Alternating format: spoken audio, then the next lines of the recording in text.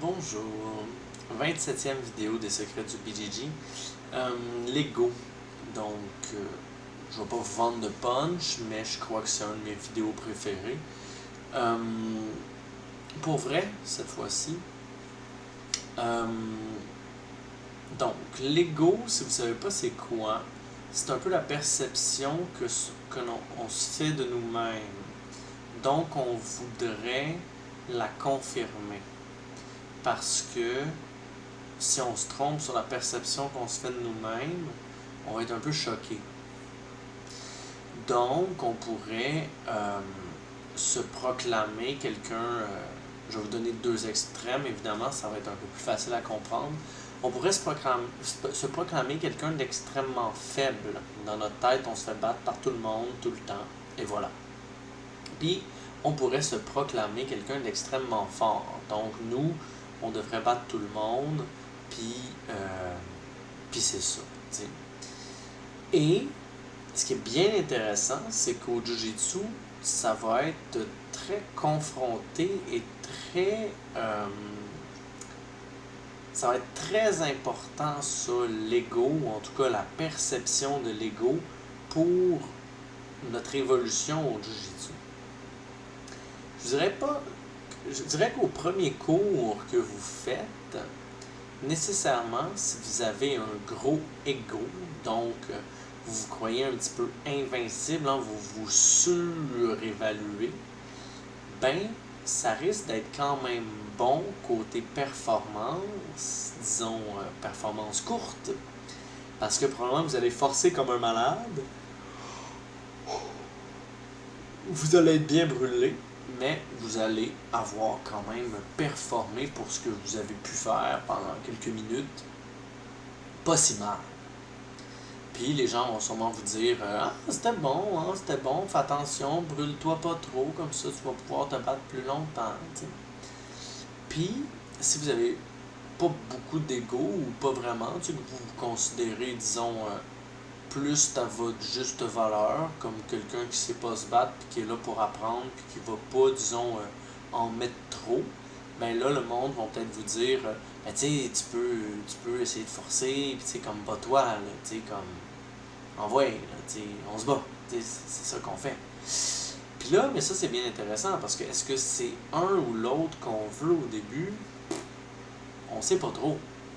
Euh, c'est sûr que si vous partez, parce que normalement cette tendance-là, elle s'en va pas trop loin de où elle est. T'sais. Donc les gens qui partent, disons, avec peu d'ego, ben, ils vont monter vers un petit peu plus de confiance en eux. Ils risquent moins de se blesser. Ils risquent de se faire, excusez-moi, je baille, là.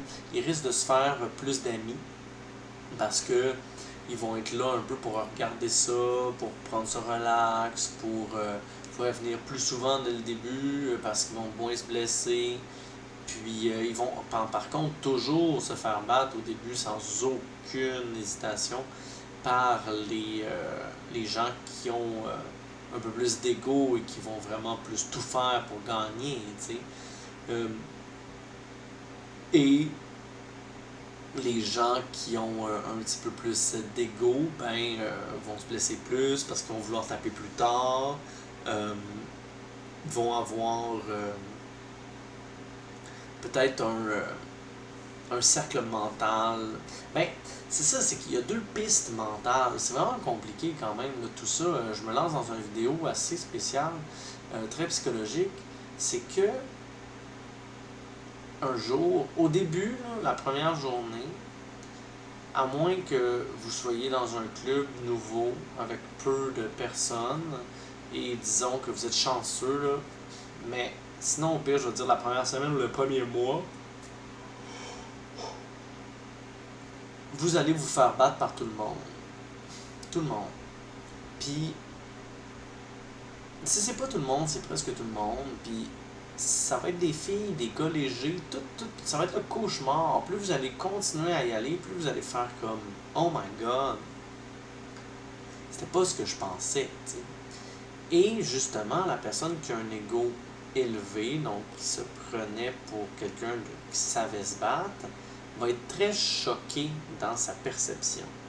Tandis que quelqu'un qui a un ego très bas, donc qui se dit, ben là, moi je sais pas me battre, puis je vais me faire battre, mais lui, il est pas choqué, parce que c'est vraiment ça qui arrive.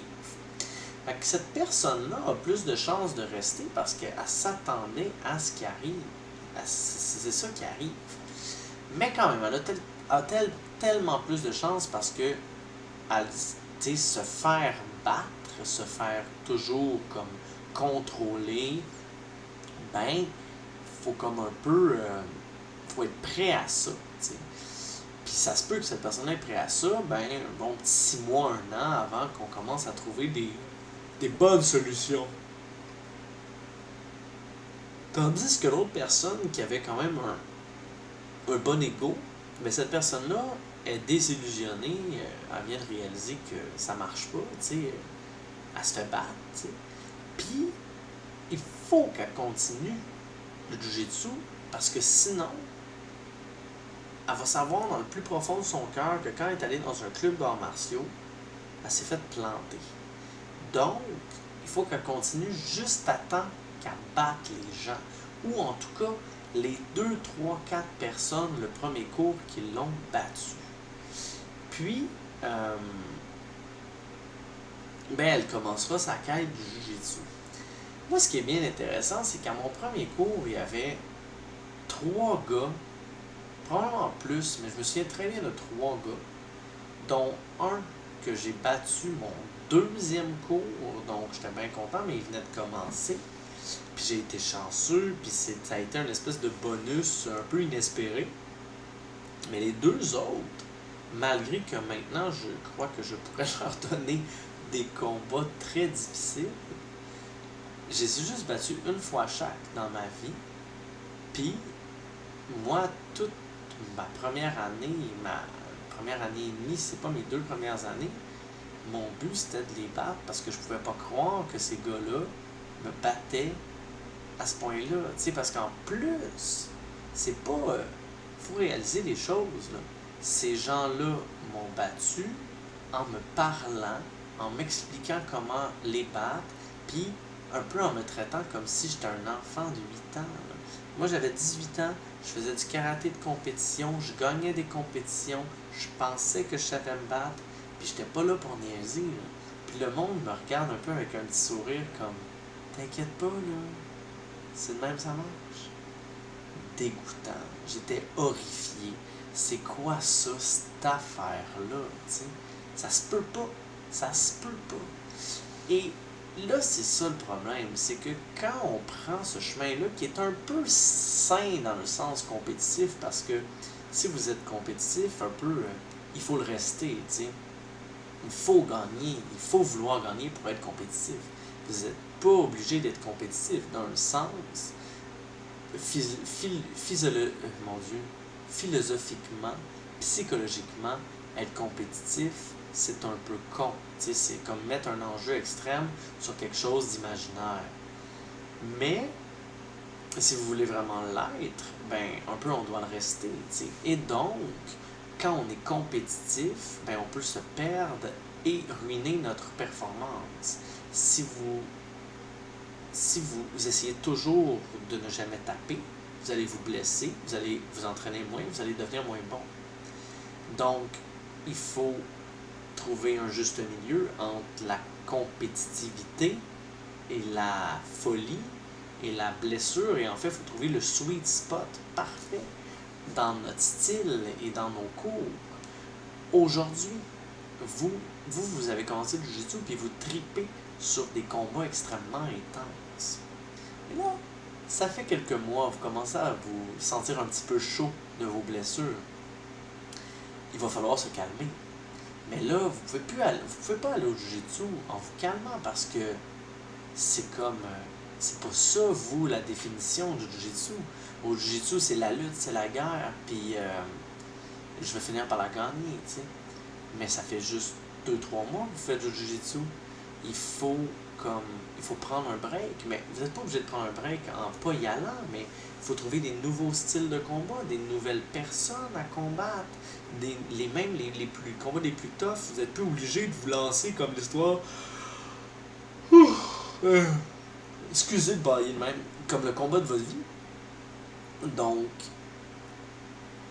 voilà, tandis que la personne qui a un ego un peu bas, qui est toujours un peu en train de taper pour rien, puis de comme vouloir driller au lieu de se battre, puis devenir, je sais pas moi, elle se fait battre par tous les débutants, même si ça fait 5 ans qu'elle fait du jiu-jitsu, ben cette personne-là, elle, il faut qu'elle step up un peu dans le sens où euh, ben, qu'elle essaye un peu plus. C'est pas juste quand on te touche le bras que tu tapes, c'est quand on est à la limite articulaire, puis ça commence à faire un peu mal, puis là on tape, puis même là, on essaye de s'en sortir pour comme on veut pas perdre.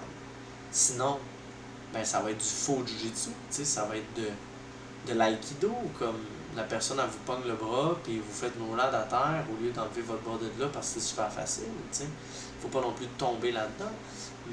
Mais il faut justement, puis c'est ça, c'est par rapport à nous-mêmes, c'est pour ça que je fais cette vidéo-là, il faut trouver le sweet spot de notre ego à ce moment-là, cette journée-là.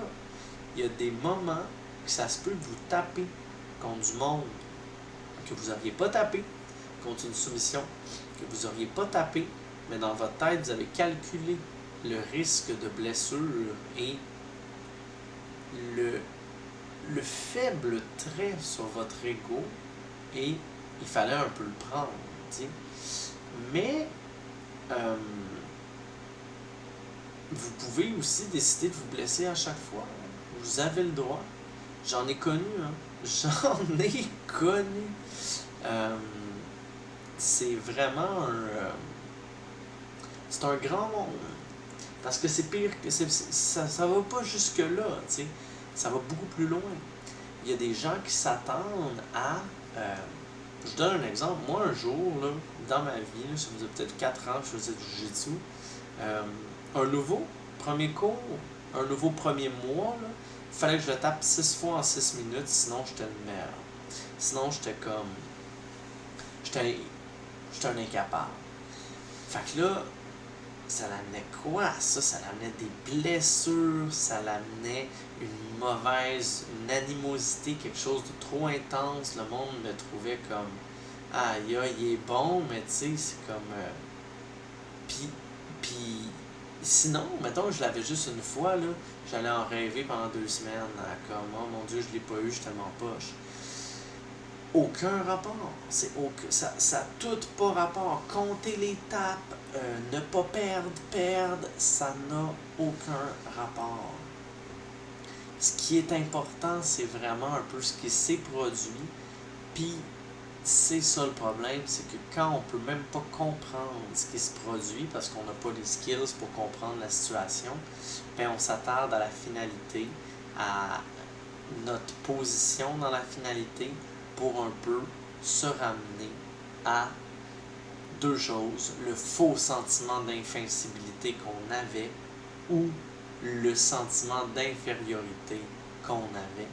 Puis nous, ce qu'on veut finalement, c'est atteindre la réalité réelle maintenant. Et elle est difficile à saisir parce que on est tiré sur les côtés par les extrêmes, soit qu'on est trop hot, soit qu'on n'est pas assez hot. Pensez à ça. Pensez aussi, les blessures, c'est Fedor, et on demandait à Fedor Emelianenko si le MMA c'était physique ou mental, puis il avait dit c'est 100% mental, ce qui est très intéressant comme réponse de la part de Fedor. Ben, le jiu-jitsu, c'est évidemment une partie du MMA, c'est un peu la même chose. Puis dites-vous, quand vous avez une réputation au club, vous pouvez la demander à votre prof, votre réputation, il va vous le dire.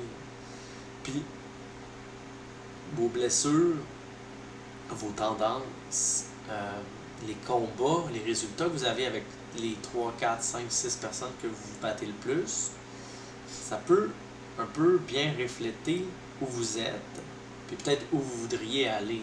Parce que l'idéal, c'est de se rendre exactement un peu à la réalité. C'est la réalité d'où vous êtes rendu. Parce que quand vous êtes réaliste avec vous-même, vous pouvez mieux avancer parce que vous partez d'où vous êtes vraiment. Je ne fais que vous souhaiter bonne chance.